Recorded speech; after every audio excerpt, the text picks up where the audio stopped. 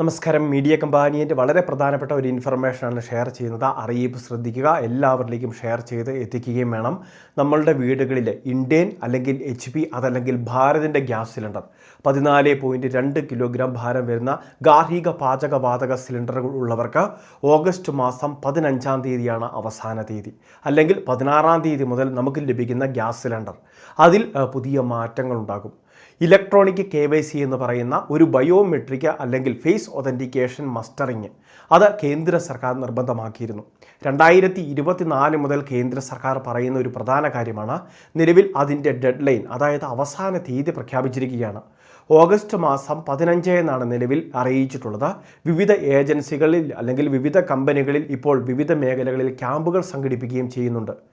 എന്തുകൊണ്ട് ഇത് പൂർത്തിയാക്കിയില്ല എങ്കിൽ നമുക്ക് സംഭവിക്കാൻ പോകുന്ന പ്രധാനപ്പെട്ട 2 മാറ്റങ്ങളാണ് ഇപ്പോൾ കേന്ദ്ര സർക്കാർ അറിയിക്കുന്നത്. ഒന്നുകിൽ നമുക്ക് സാധാരണ നിരക്കുകളിൽ നിന്ന് മാറ്റം വന്നേക്കാം. KYC ചെയ്യാത്ത വീടുകളിലേക്ക് ഗ്യാസ് സിലിണ്ടർ ലഭിക്കുമ്പോൾ റീഫിൽ ചിലപ്പോൾ ലഭിക്കും. അങ്ങനെ ലഭിക്കുമ്പോൾ അധിക നിരക്ക് ഈടാക്കിയേക്കും.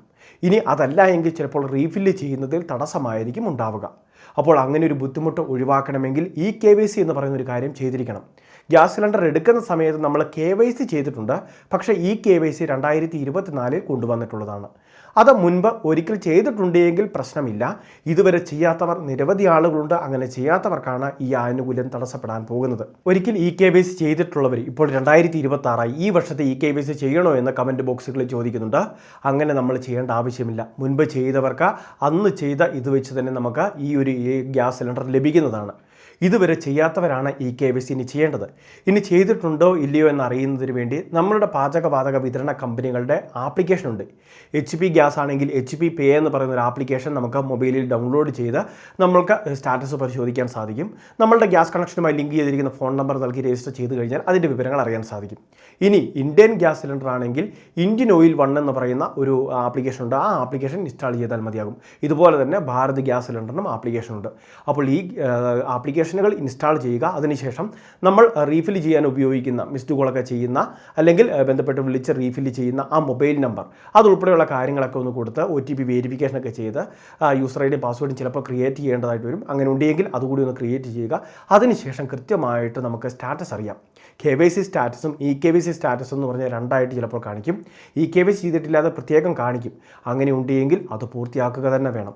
അത് ചെയ്യാത്ത പക്ഷം നമ്മൾ മുൻപ് പറഞ്ഞ 2 കാര്യങ്ങൾ, ഒന്നുകിൽ വില കൂടാം അല്ലെങ്കിൽ ഗ്യാസ് സിലിണ്ടർ ലഭിക്കാതെ വരാം. അങ്ങനെ വന്നു കഴിഞ്ഞാൽ വലിയൊരു ബുദ്ധിമുട്ടുണ്ടാകും. അപ്പോൾ ഈ ഒരു ഗ്യാസ് സിലിണ്ടറിൻ്റെ തട്ടിപ്പ് തടയുന്നതിന് വേണ്ടി കേന്ദ്ര സർക്കാർ കൊണ്ടുവന്ന ഒരു റൂളാണിത്. കാരണം വിവിധ സ്ഥാപനങ്ങളിൽ, റെസ്റ്റോറൻറ്റുകളിൽ, ഹോട്ടലുകളിൽ, അതോടൊപ്പം തന്നെ മറ്റ് വ്യവസായശാലകളിലെല്ലാം തന്നെ ഗാർഹിക ഗ്യാസ് സിലിണ്ടർ ഉപയോഗിക്കുന്നതായിട്ട് ശ്രദ്ധയിൽപ്പെട്ടിട്ടുണ്ട്.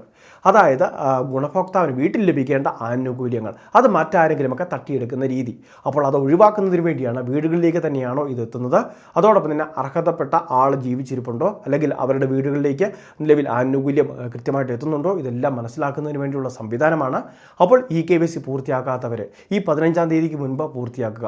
നേരിട്ടെത്തി ചെയ്യുന്നതിന് സംവിധാനമുണ്ട്. അതായത് നമ്മുടെ ഏജൻസിയിൽ നേരിട്ടെത്തി ചെയ്യാം. അതല്ല എങ്കിൽ ഫോണിൽ ആപ്ലിക്കേഷൻ മതി.